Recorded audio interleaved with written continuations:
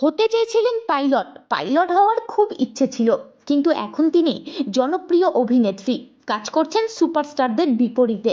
বলা হচ্ছে ইভিকা পালের কথা। ইতিমধ্যেই দুই বাংলার সুপারস্টারের সঙ্গে অভিনয় করে ফেললেন, বাংলাদেশের সাকিব খান আর পশ্চিম বাংলার দেব। শুটিং ফ্লোর সম্পর্কে একসময় ইভিকার কোনো ধারণাই ছিল না। শুটিং ফ্লোর কেমন দেখতে হয় সেটাও জানতেন না।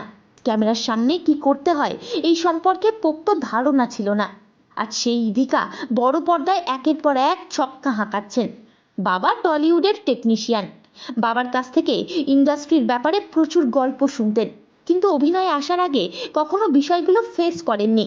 তবে ইভিকার একটা বড় পজিটিভ পয়েন্ট, তার নতুন জিনিসের প্রতি ঝোঁক রয়েছে। নতুন কোনো জিনিস, নতুন কিছু নিয়ে কাজ করতে তার ভালো লাগে, আর সেই ভালো লাগা থেকেই অভিনয়ের প্রতি এত ভালোবাসা।